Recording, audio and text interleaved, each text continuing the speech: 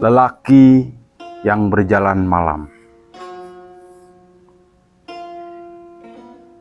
Aku berjalan tanpa tahu untuk apa. Hanya titah guru yang mengiringi langkahku. Hanya jalan sunyi yang merentang di hadapku. Jakarta telah kulewati dengan bayang-bayangnya, dan Cirebon menunggu entah dalam rupa apa. Aku hanya membawa tubuhku sendiri, selembar identitas yang mengisyaratkan bahwa aku ada. Sebotol air yang dinginnya telah menjadi hangat, uang 10.000 yang tak lebih dari selembar doa, dan sebungkus rokok teman bisu di sela nafas. Malam panjang, angin mencari di antara keringat. Aspal panas telah berubah dingin, namun bara di dalam dadaku tak kunjung padam. Di persimpangan jalan, aku melihat seekor harimau bercokol di kepalaku. Matanya nyalang, taringnya menyeringai. Ia berbicara tanpa suara, dengan bahasa yang hanya bisa dipahami oleh yang berjalan. "Kau takut?" tanyanya. Aku tidak menjawab. Lalu ia tertawa. Suara tawa yang lebih mirip raungan menjalar ke dalam pikiranku, mengguncang setiap tembok yang pernah kudirikan di dalamnya. Aku terus berjalan, dan harimau itu mengekor di belakang bayanganku. Jauh setelahnya, di antara sawah yang tertidur dalam embun, aku merasa ada yang berat di dalam dadaku. Ketika ku tengok ke bawah, seekor kerbau tengah berbaring di antara tulang-tulangku. Ia mendongak, menatapku dengan mata redup, mata yang penuh dengan kesabaran dan beban. "Kemana kau hendak berjalan?" tanyanya. Aku tidak menjawab. Aku hanya menatapnya dalam diam, mendengarkan nafasnya yang berat, irama yang menggetarkan setiap rongga kosong dalam diri. Aku terus berjalan,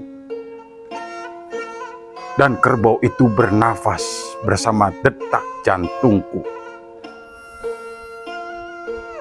Di simpang kota yang lengang, aku tiba-tiba melihat pasar di dalam pikiranku. Orang-orang berjalan tergesa dan berjejal, saling sikut.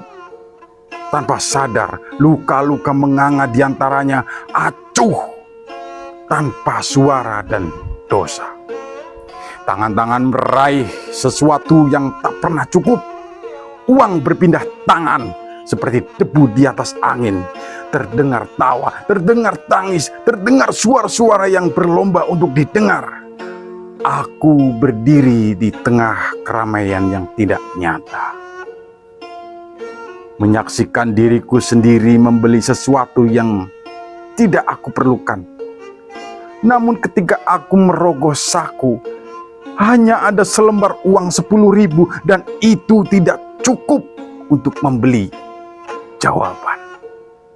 Aku terus berjalan, dan pasar itu semakin jauh di belakangku. Langit semakin pekat, angin semakin dingin, dan di hadapanku terbuka sebuah goa.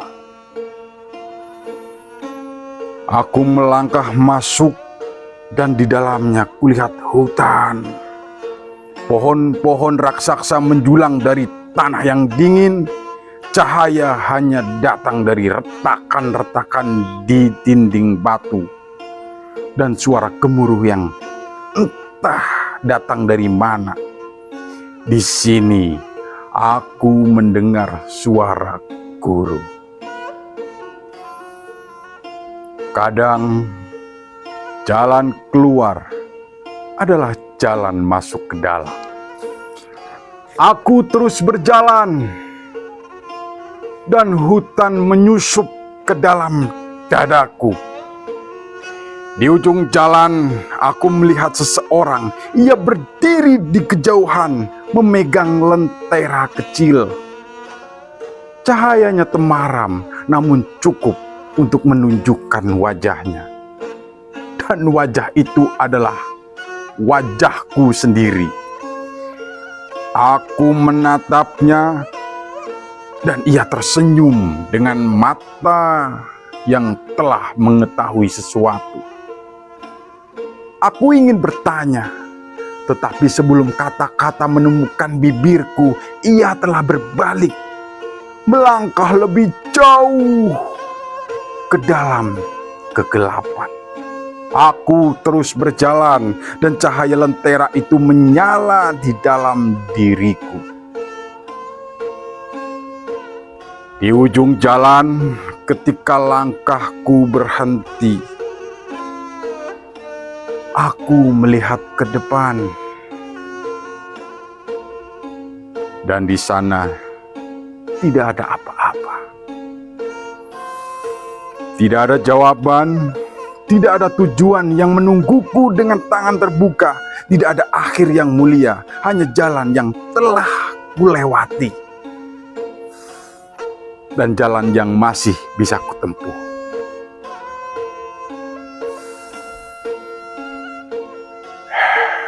Aku menghela nafas dan entah bagaimana itu cukup. Kadang yang kita cari bukanlah tujuan, melainkan langkah itu sendiri.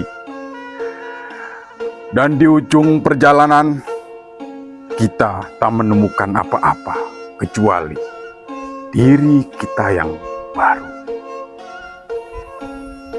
Titah Manahwening, 12 Desember 2012.